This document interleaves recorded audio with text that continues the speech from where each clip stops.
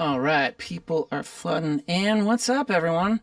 Alan, Christine, Craig, Frank, Jeff, Joe, Kent, Paul, Red, Robert, Stacy, Todd, everybody, Bob, Brian, man.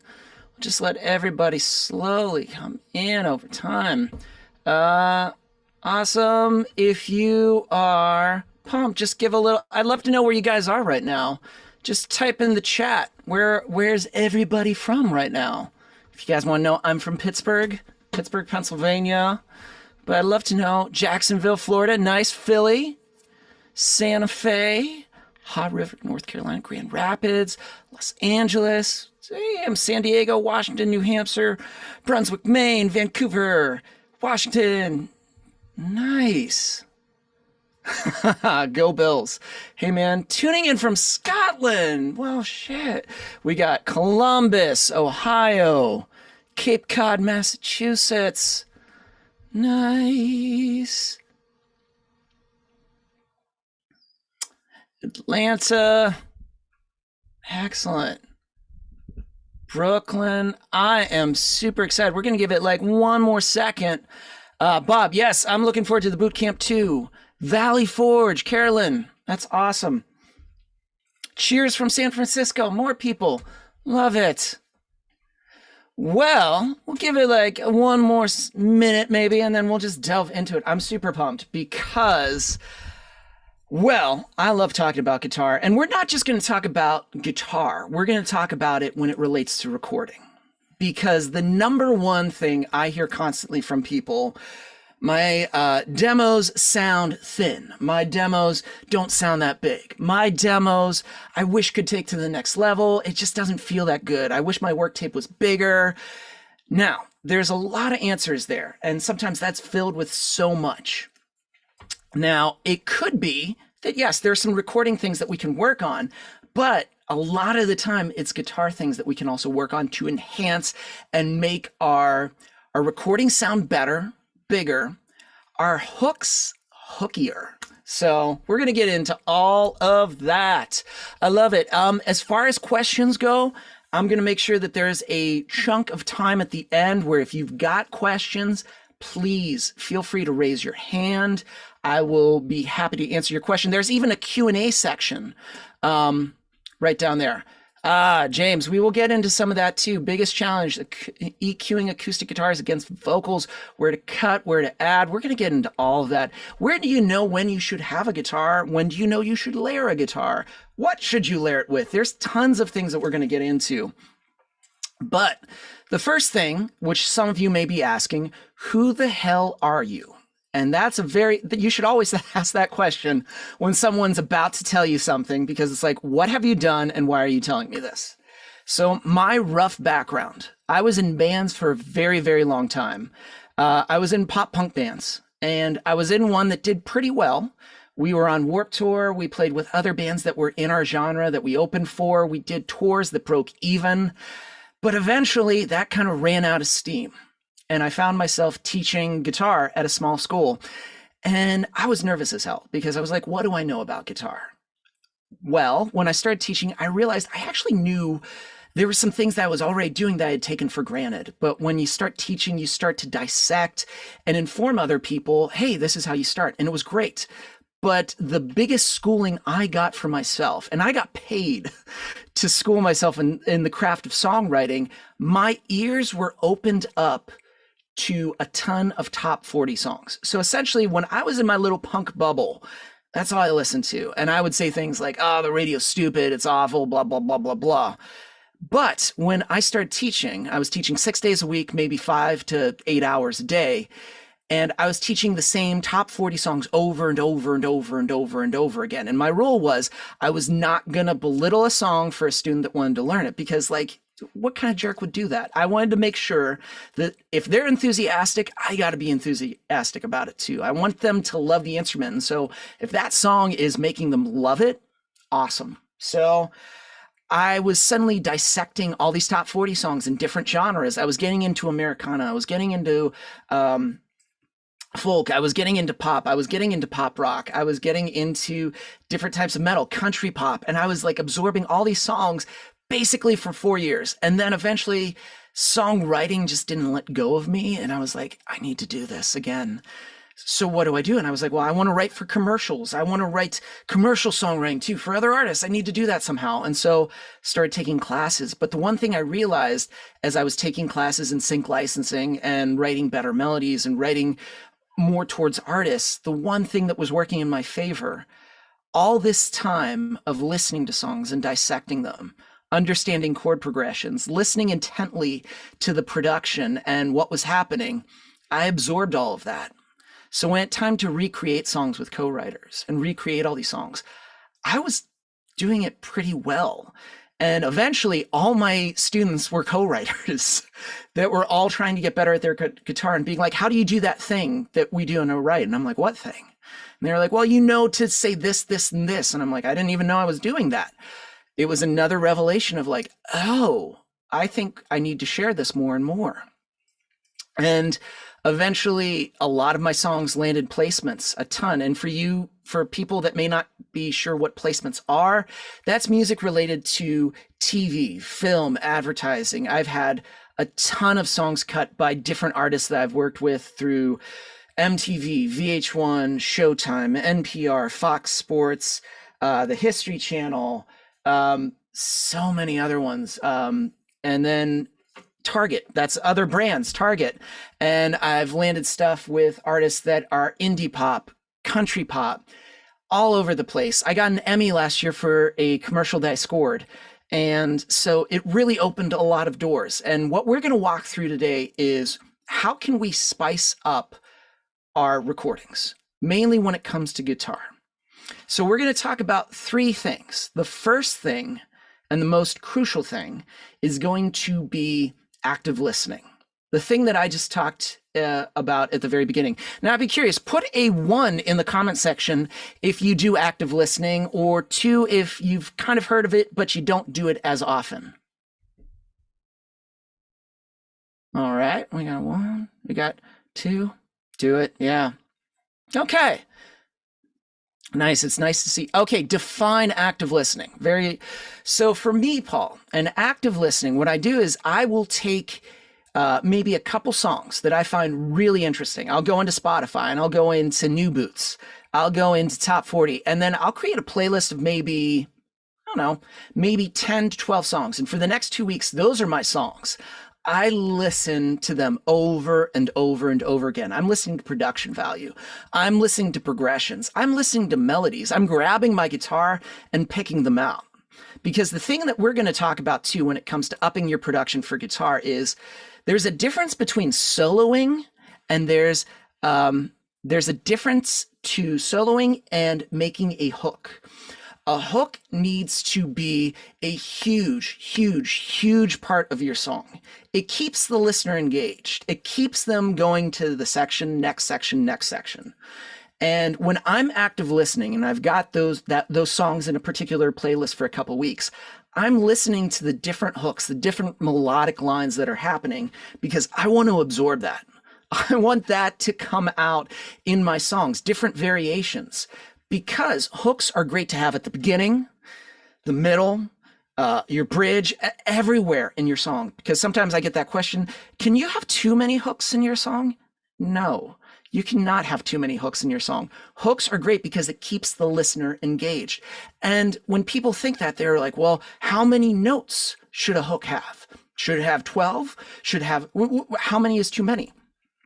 And this is the big rule of thumb. What's too many? I'm so glad you asked that, Kevin, because my approach is always start with less. Work with a very small amount because you will be surprised how that goes along. And now we're going to take a listen to a couple of songs. And these are songs that I really love that have some really cool hooks. And I'll talk about why. And these are going to be some different genres too. Awesome. Okay, so we're going to take a listen to the end of this Machine Gun Kelly song, which I love Machine Gun Kelly, and we're going to go right here towards the very end.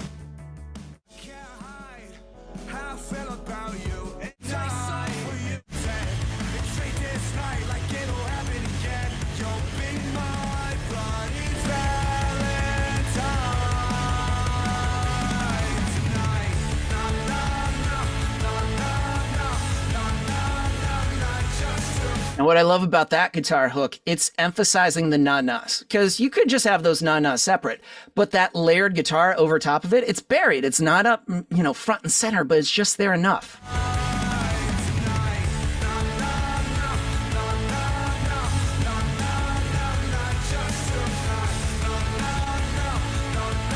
So good. And then the intro of the song too, there's just a small pattern, so tiny, and then it kicks into the verse.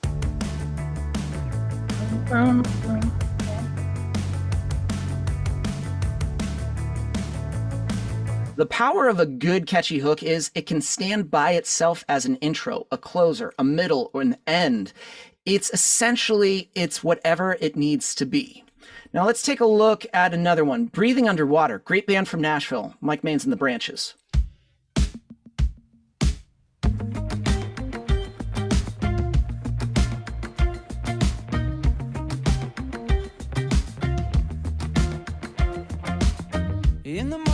Boom. That's what it was. It just needed to be an intro, and then we're right into the chorus. So immediately, a good hook literally hooks you from the beginning.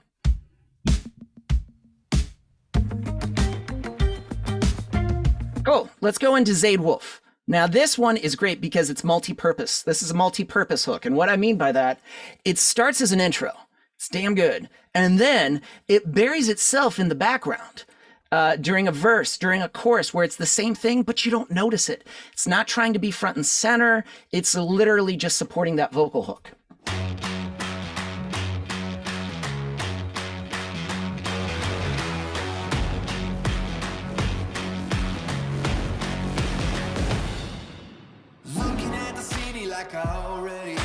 Fast forward.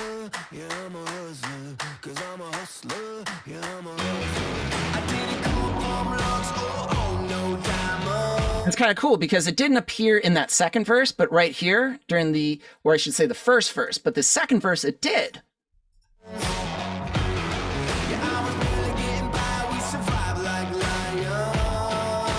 Let's go down to Dustin Lynch, Small Town Boy.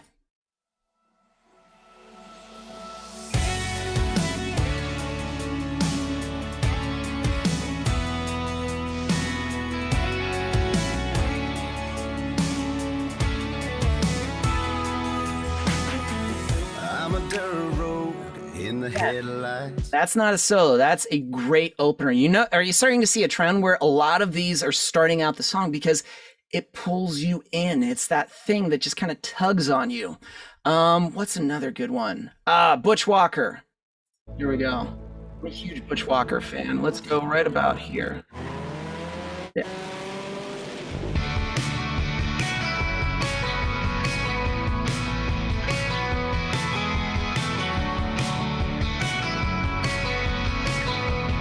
Now, let's get into the next part. I'm seeing a lot of good stuff down here too. Does a guitar hook roughly phrase the hook melody at the end of the chorus?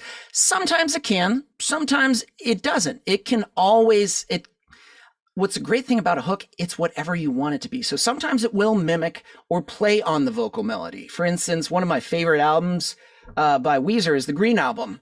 Literally every hook and every guitar line that kind of plays pretty much plays with Rivers' melody, which was something I didn't know until a friend pointed it out to me once. Now, we were talking about simplistic lines. Well, how do simplistic lines make more of an impact? How do they stand out? How do they hit? And the big thing is it's layered. It's layered. Now, what I mean by layered is it's the same pattern, but I want you to think of three things. There are highs, there are mids, and there are lows. Now, I am not an engineer by any means. I don't think I would get the recording engineer's seal of approval, but I do it anyway because my ear is more focused on what I'm trying to get. I'm not thinking about dBs, EQing at this, frequency or rate, because one of my good friends who's a fantastic mixer, Mark McCluskey, who you should definitely check on Instagram. He's produced bands like Weezer, Bad Religion, Ludo, and now works for the New York Sound Screen Alliance as a composer. When I was kind of like shadowing him and watching what he does, he told me very specifically, these are concepts. By all means, take it and apply it. But remember, what you do is probably going to be different, because if you take what I do and copy it exactly to your song, it won't work. So when we're thinking about layers, we need to think about those three things that our ear hears: highs, mids, and lows, where sometimes our songs feel thin, where they feel like there's nothing to it. Like, you can go and the guitar just like falls apart. It's usually because they're too thin. Either there's not enough clarity because it's nothing but low and it's just like inaudible, and it's too chunky guitar, and it's too muddy, and it's too bassy, and it's hard to find definition. Then we can go to the other end of the spectrum where there's so much high end. It's just so it's so crazy. Yes, Nicholas, don't worry. There's a recording at the end. I'm glad you could be here for just a little bit. There is going to be a recording. So we're going to get into some layers, and I'm going to show you examples of songs that I've done. Again, I see that you guys have some Q&As, but make sure you just put them into the Q&As, and we're going to have time at the end to go over these. So let's take a look at layers.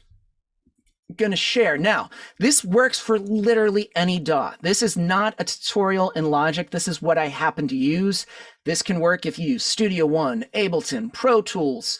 Put a 1 in the comments if you have been doing guitar demos right now, but you need to improve. Just put a 1. Right? Oh, everyone. Okay, cool. All right, let's take a look at this. How many of you put a 100%, Jacob? Put a 2 if you have not done demos yet, but you're interested in the concept of demoing your own guitar. Excellent. Kent, Michael, Christine, yep, John, I feel you, because I was in the same boat. I, for years, did this in studios. I paid money, and this seemed very daunting. So as I explain things, I'm not going to go into crazy technical stuff. We're going to go into things that you can do right now, and we're going to trust our ear, because we don't. And think of how much music we've listened to in our lifetime. Our ear knows what's missing. We sometimes feel that we just don't know, but I'm here to assure you that if you start to think about highs, mids, lows, and I'm walking you through a few examples that I've done, this is a concept you can take and start applying. So, how to make instruments pop? Well, you can also apply that to as well, Paul. So we're going to take a look at this. So this was something that was more in the country realm that I was doing. As you can see, I love color coding, and I love lots of guitars. So let's take a listen to everything without guitar. I'm just going to mute everything that I've got here. There we go. Excellent. Up, spinning wheel of death. Will it play? Yes, it will.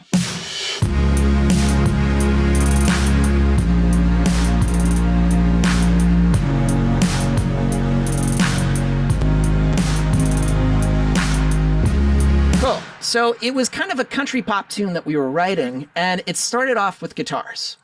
So the first guitar that I had right here, and we're going to listen to this one, but I'm going to mute the center guitar. This is what I had at the very beginning.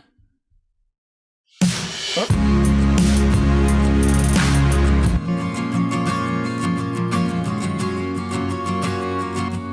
Nothing crazy. So I took one guitar right now, and I believe this is capoed, or it might not be capoed. This might just be a C position.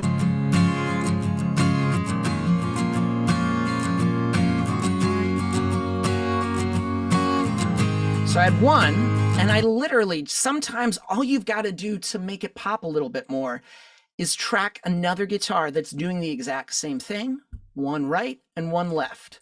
So if I put it together, it feels better.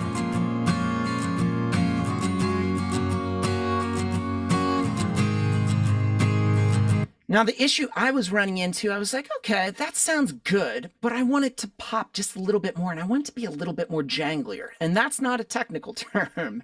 It's just my ear wanted to hear something a little bit more.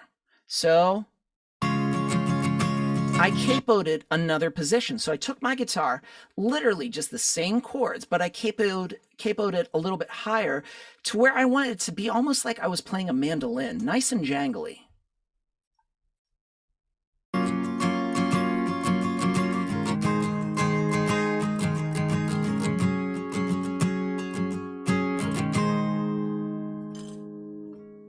Yeah. And so if you take those two, here's what I got.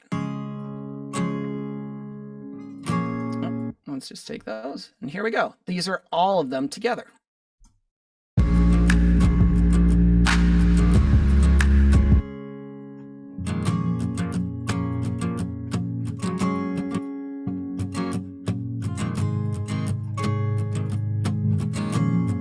It's a little bit fuller, feels bigger now.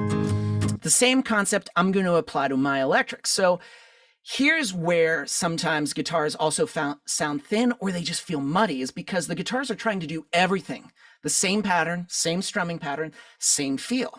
So right here, what I'm going to do is I decided my electrics need to be big and open. Because the acoustics are taking care of the strumming. If they're doing that, why would I have the electrics do the same thing? All they need to do is essentially fill some space. So I'm going to do some big single hits right there. And so this is where I took my electrics and I realized I did the same thing right and left. It's going to fill space. Now let's add some of these acoustics.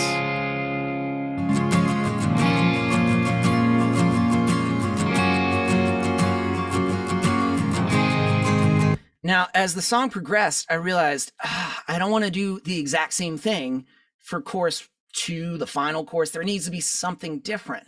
So what do I need to do? I decided to take the concept of what I was doing, and I did a different voicing with the same chords, same chord progression. And for those of you that may be like, what's a voicing? To me, a voicing is another flavor. It's another style of chord, and that's what's great. Yeah, John, different guitars and different tunings work as well. Yeah. Is that played in different parts, different tunings? I've got some that are capoed differently, and I just got different voicings. I think these tremolo guitars that we're going to listen to right here were literally just the root and the third of the chord that I had.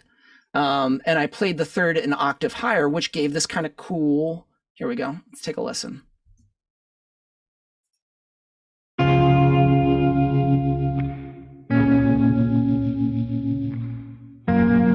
Literally, it's doing the same thing. We've got that little echo, and I thought a tremolo would be cool. Now you're going to see I said trem guitar and then trem guitar low, because what I added to it, and every DAW has this, and it's a pitch shifter. And a pitch shifter is essentially just bringing it down an octave. Now, when I open this up, think of it, what it's saying right here, mix. It's basically how much of that low trem guitar or signal of that octave am I going to add into it. I decided not to go all the way, because if I went all the way, it would sound weird. Maybe if I wanted to do something that was cinematic and dark, I'd probably go that route. But this was just to be flavor. And so think of this as like sriracha right now. Maybe some of you love sriracha doused in everything. I like it a little bit. And in this case, that's why I only saturated maybe about like 51. So I get a taste of the high and a taste of the low.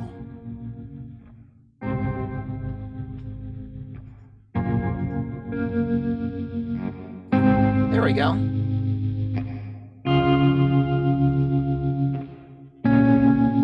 And then, Nick, did you record this DI with an acoustic electric or with a mic? Rarely, Nick, do I record my guitar direct in acoustics. Most of the time, I record them with a mic.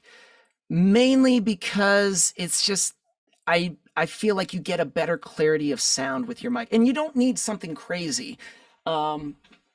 Literally, this guy right back here, you can get on Sweetwater for like, I don't know, maybe less than $100, and is just a nice little Shure dynamic mic that you can do for your guitar.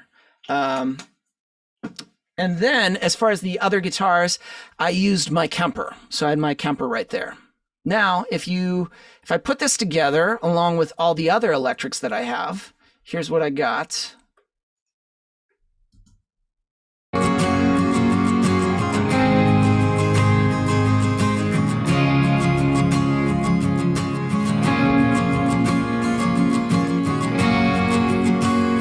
it just fills the space. And then when it comes to here, here's everything.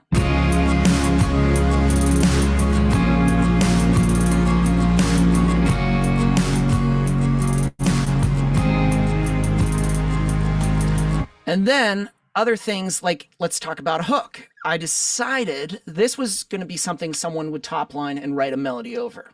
So I needed to give vibe, feel, and some space in between. But I thought it would be cool to maybe lead in with a guitar melody. And so this is where I came up with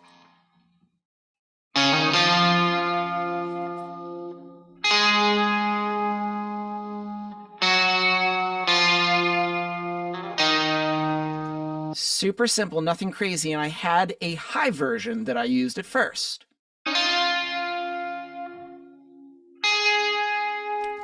I doubled that thing the same way.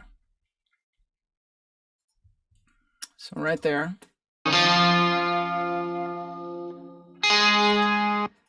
And I tracked, and so guitar applies to banjo as well. So that's why I have a banjo that I keep around. I don't know banjo by any means, but I can use it to make a hook. And it needed just the layer to stamp the identity of this and be like country pop.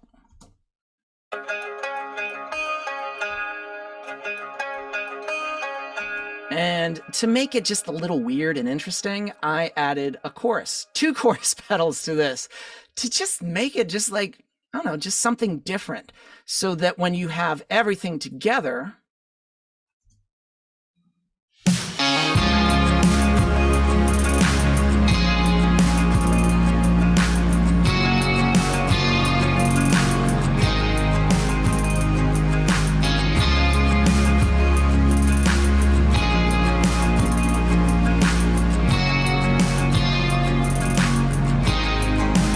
it just fills the space. Now, if I had just done, let's say, one center guitar. So let's mute some of these things. As you should. Sometimes you should have a muting party to just feel like, hey, what should be in here? Let's say we get rid of this electric and let's just make this one dead center. And then let's make that center guitar. Here we go.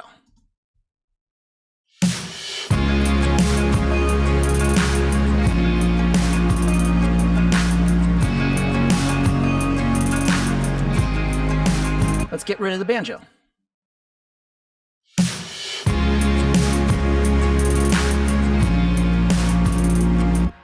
not bad, but it's not like, okay, there we go.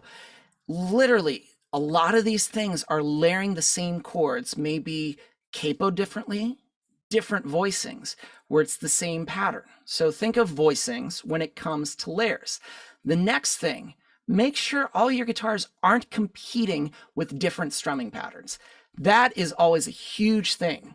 Where there's a lot of confusion, or I want to say things can be overwhelming for a listener, is where they're literally doing the same thing over and over and over and over again.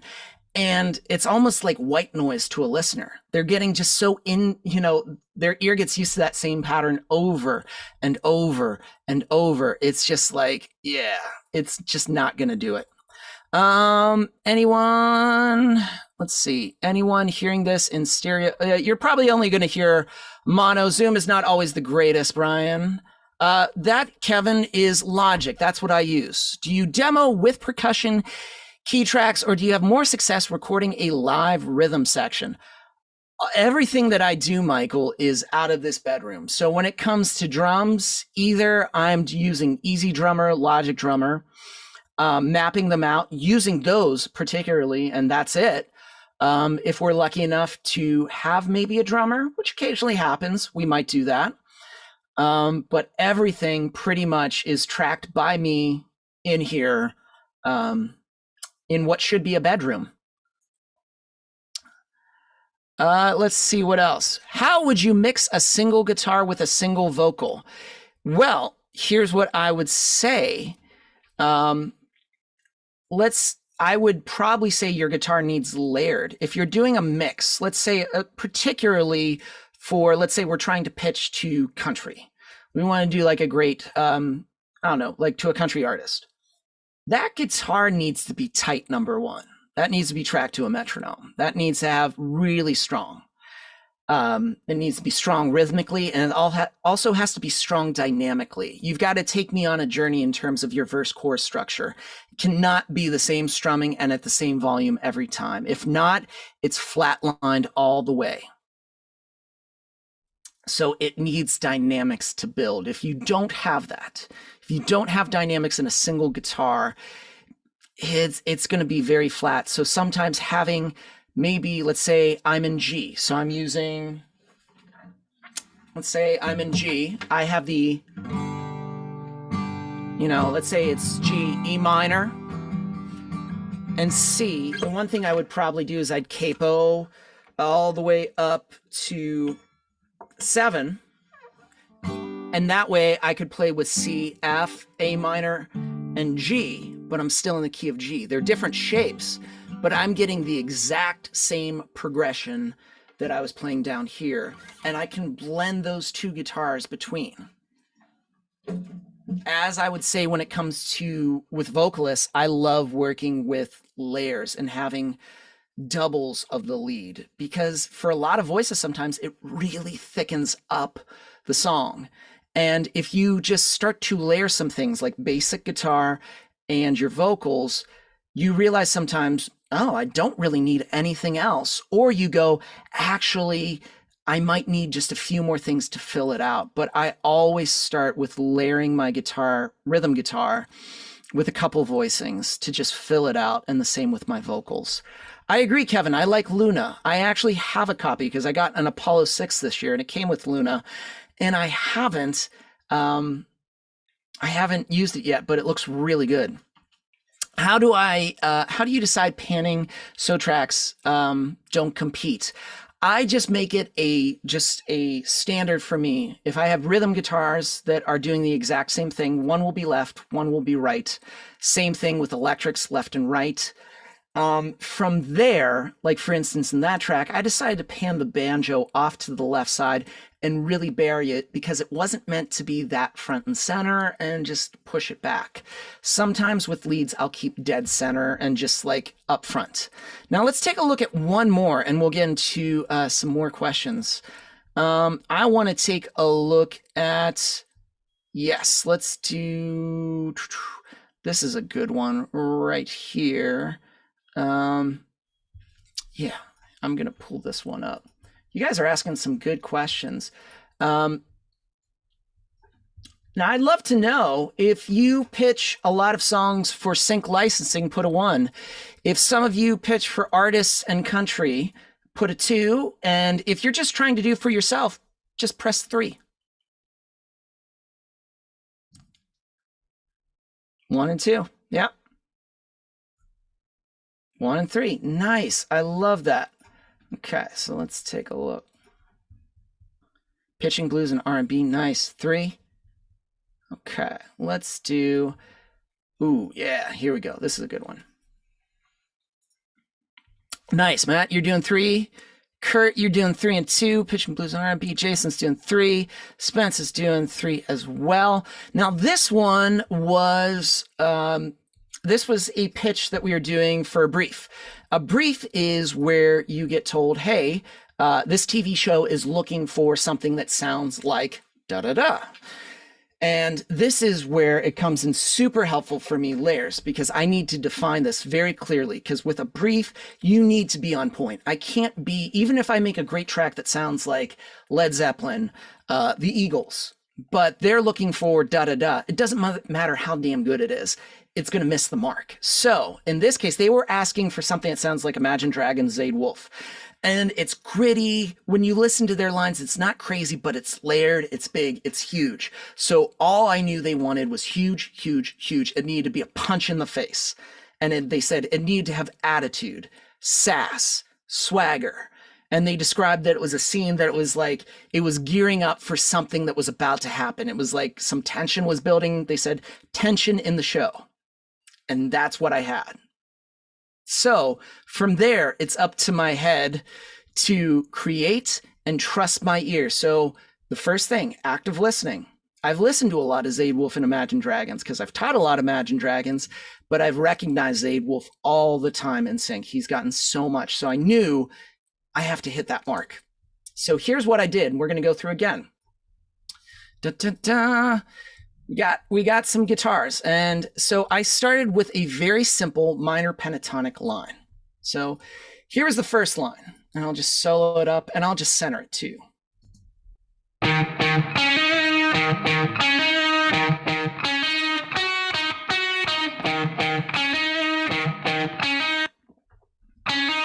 Cool. So that by itself is not crazy. So if I just use that with everything that's, all the extra stuff that I have going, like all these other like percussion things, that is going to be thin as hell. So the first thing I knew was I had to double. So immediately I just went like, hi, doing a double of both of them.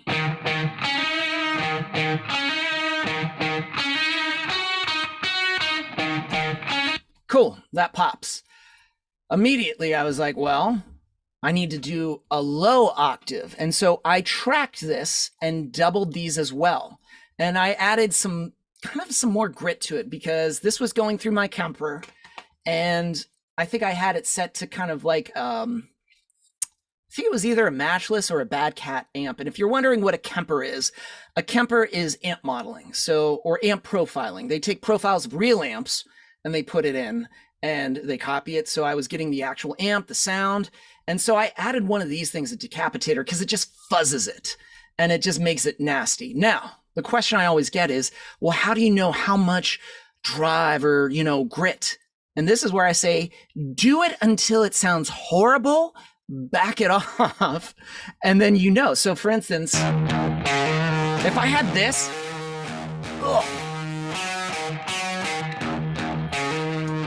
just enough, right around that, like that 5.5, it sounds like, okay, there we go. That's sounding better. It sounds a little bit more grittier. Does that mean I'm DIing the electrics? No. So occasionally I will do a DI signal sometimes, Keenan, but most of the time I'm just doing direct in for my Kemper. And if you're doing a direct into like Logic or anything in Pro Tools, sometimes you can change the amps around, but most of the time I'm keeping just the exact copy of what the Kemper's putting in. So here we go. I decided to do 2. Okay.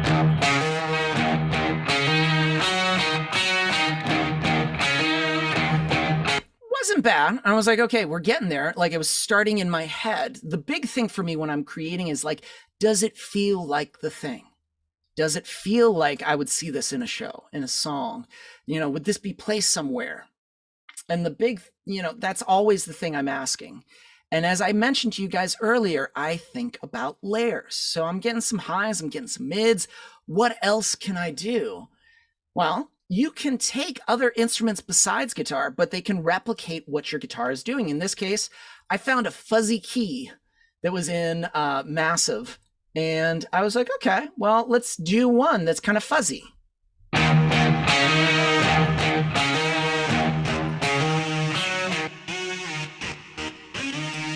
Now, by itself, it sounds weird, but it was just like, oh, there we go. I was like, that gets me the little bit of grit that I want.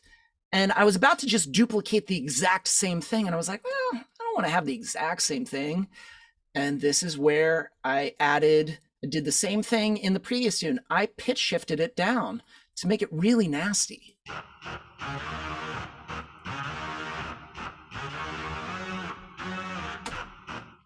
No problem, Nick. I put it as audio. So this was just a straight audio that my guitars were going. But these were MIDIs that I then bounced to audio and then messed around with. Because really, when I track MIDI, I really don't, I won't copy and paste a bunch of times because that really slows down my computer. I'll just print it as audio and then duplicate as many times as I need. When would I use harmonies? We'll get into that, Paul. That's a very good question. So when I put it all together, when I put these with my, here we go.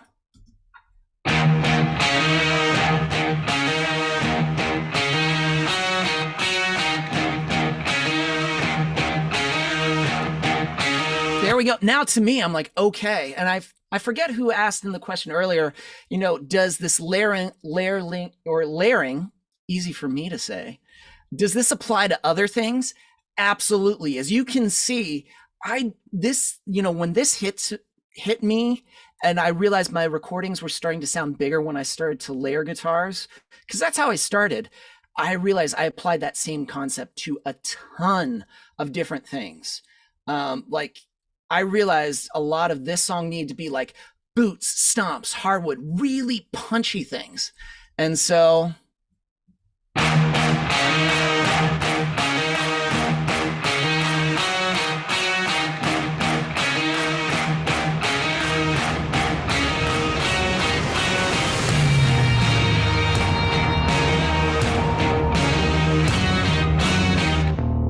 now, more importantly, now that hit for me, like, okay, that hits for me. Like, I can see that in a show now. And this song did end up getting used. This got used in Shameless. Literally, just that little bit that was bom, bom, bana, and they just looped it over and over and over. And that was a great placement for me. And it was awesome because it was just, there was a cool scene. I'll have to share it, but it was one of those things where I was just like, this is awesome.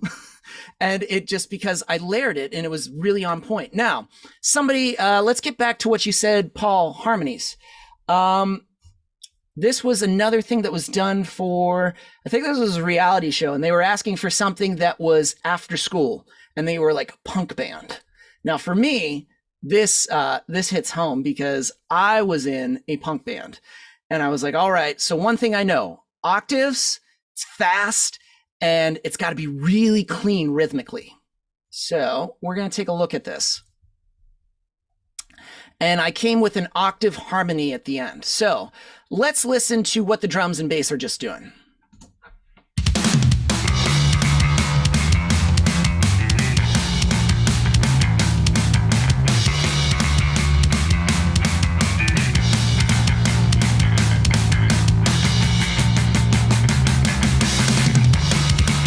So the problem with punk, which I love, is sometimes it's just at this level. It always hits the ceiling so quick. So I realized a music supervisor still wants dynamics, wants flow, wants ebb. And you should always be thinking of this in your songs. I don't care what you're doing. Sync, pitching for other artists, country, yourself. Dynamics really conveys to a listener structure of chorus, verse. It gives them clear signals of like, I'm in the verse. Oh, this is the part I sing along to. This is the chorus part. Dynamics are a great guide for a listener. And sometimes we go like, I don't want to do that.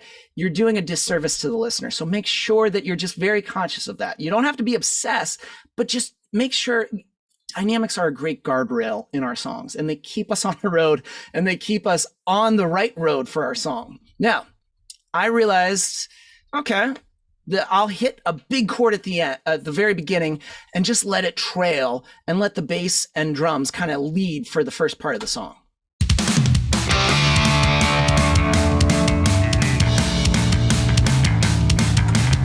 I was like, that's okay. But wouldn't it be cooler if I had another guitar that was ringing out, doing a higher voicing, and then just did like a wah, wah, wah, wah, wah, and like I took my toggle switch on my guitar and just like let it ring out and just kind of went back and forth.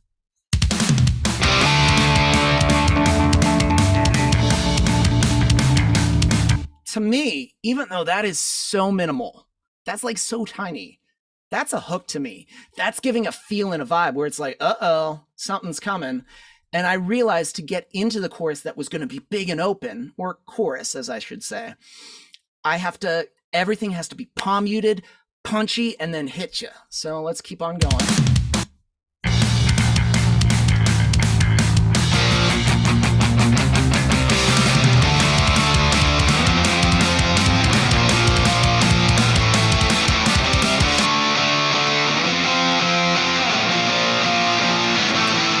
Now, the reason I did 3 guitars was because these were pretty high, and then I wanted one that was kind of low and only came in and strummed along once we got to our chorus section. Where I get my drums, I get them. I like Easy Drummer and Steven Slate drums are really great quality because there's great MIDI packs out there. And you can always, there's lots of different genres too. I think it's, Tune Tracks, I think is the MIDI company for, Easy Drummer. So did you use a virtual amp? I used my Kemper again, and a Kemper is an amp profiler. The difference between, let's say, Logic, like a Logic stock amp, is they're kind of close, but this is going to be profiled. They actually took the audio source and copy from an actual amp. So that's why I've leaned towards the Kemper, because I've gotten better tones. And there are great Kemper packs out there from producers that have, no, it is not a plugin. This is an actual, like, I have my hardware right off to the side that I use, and then I go straight into as an audio source. But they're great plugins. It's an investment, but it's by far one of the best investments for me. Now, I had this, so I realized there needed to be a harmony. I couldn't just have guitar, guitar, guitar, guitar, guitar, just going. So I decided to just do one octave.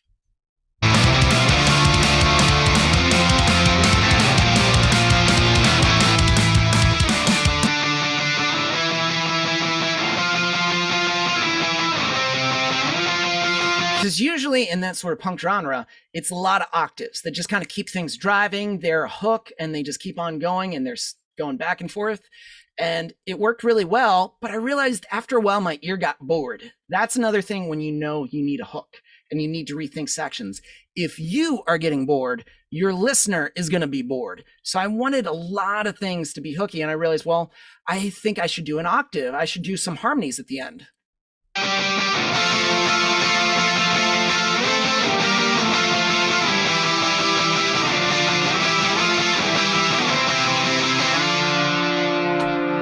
So if you put it together,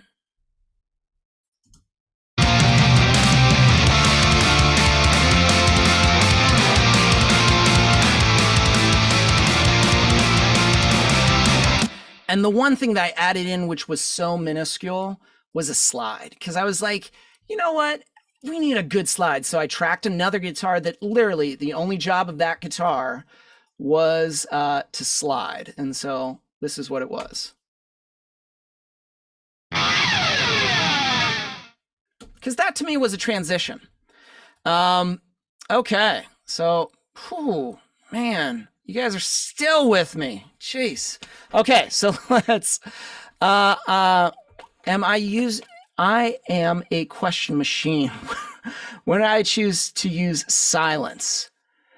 That is a great question. Paul, do you mean like when do you know should you have a break of just like you should stop playing or you should allow that space? You know what? Again, I could tell you when I use it. I use it if I'm making something that's a haunting instrumental or someone that's doing something that's a cinematic song. If her melody is airy, and if her melody is carrying a lot of information, and we're ramping up to something that's going to be a powerful hit, that's probably when I'm going to use that space and allow breath to be there. That way, when we get to that huge section and it's a punch, it hits more. Again, I don't want the ear to become filled with white noise, essentially. And if I'm looking to, this, and this, sometimes a hook could even be just a swell with your guitar. That's literally just one note, and then you use a volume pedal to go in and out to it, and then you reverb that. That can be just enough to add that breath and that space in between. Okay, let's take a look at some questions. I realize I'm just going on and on about it, because here's the thing, guys. I could just talk about this. Can you please define layer guitars? Does it mean played behind other instruments, James? Hopefully you have been, you kind of like get it, but I'm thinking about different levels. Remember, highs, mids, and lows. You should ask your that's the big indicator of whether something is missing or not. That's always going to hit home. Do you personally like, I missed the intro. What's your name? Oh, that is such a good question. I'm going to throw in the chat, guys.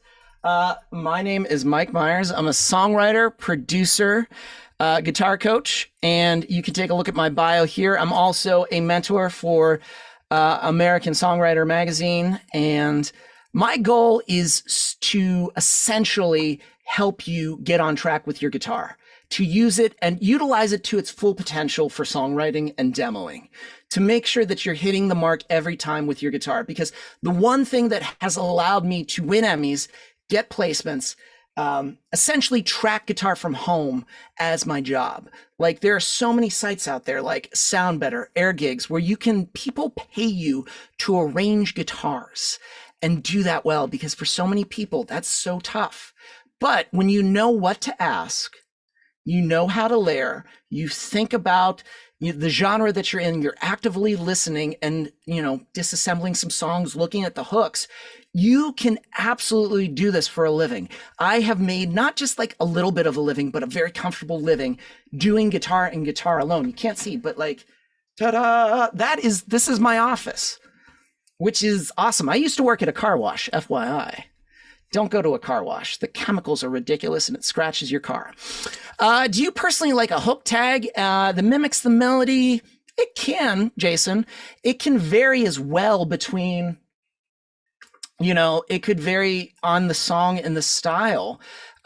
Maybe sometimes playing a little bit of the melody is great, but you don't want to use it over and over and over as your intro, your middle, your section. Sometimes variations and cutting up certain notes can be great, because that can be a huge thing to create variation.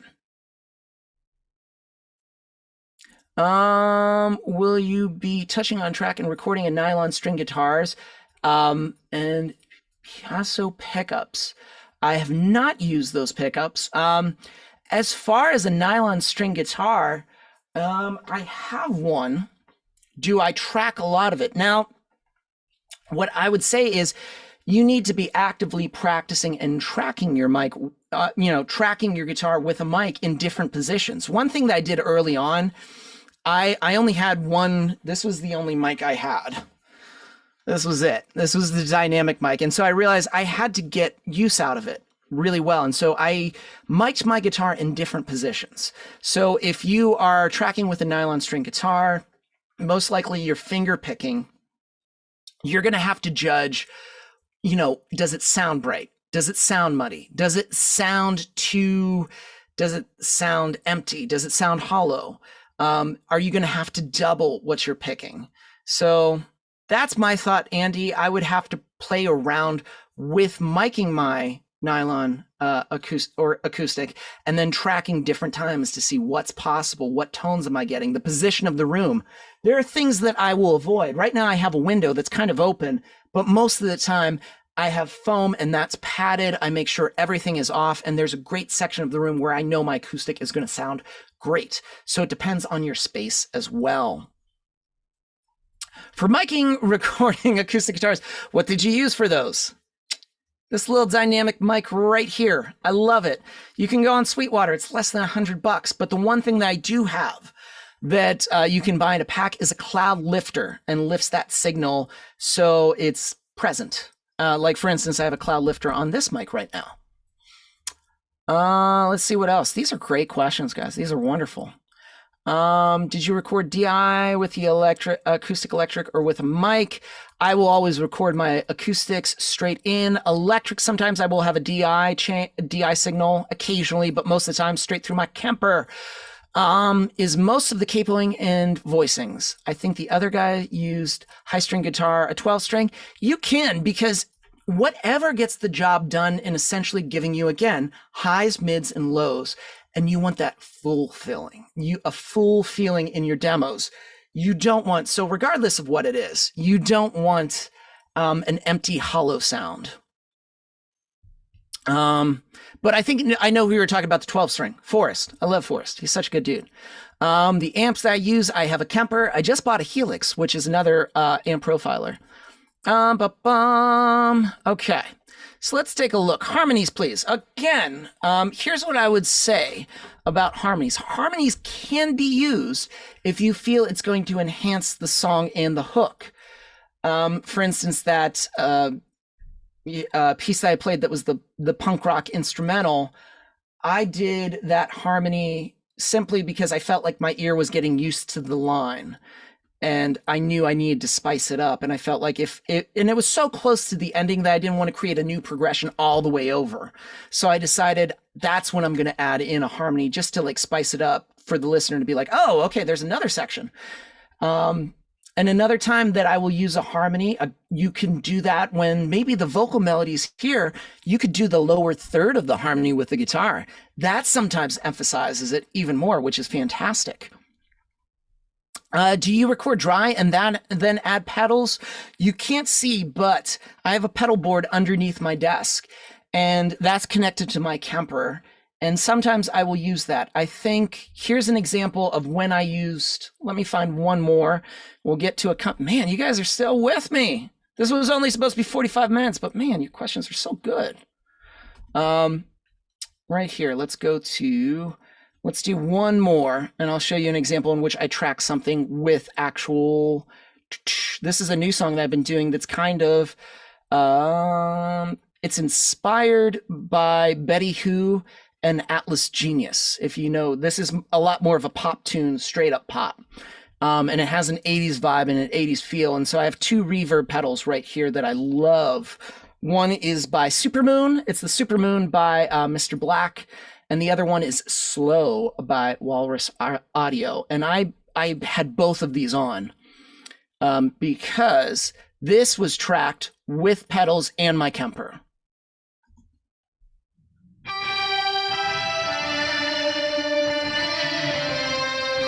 I wanted those really swimming in verb.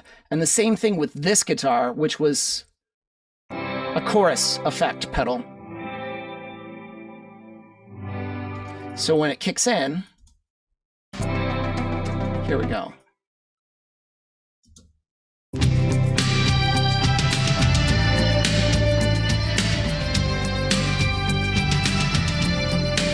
As you can tell, swimming in verb. So you can always do that.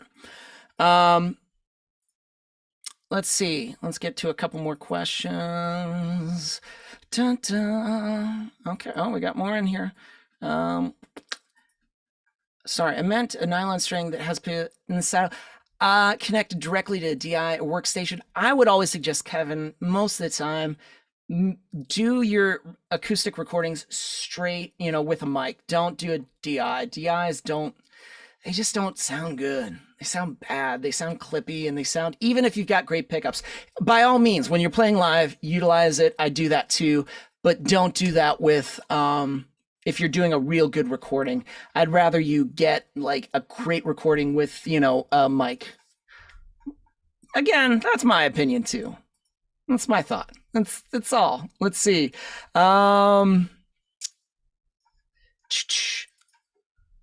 Let's see what else we got down here.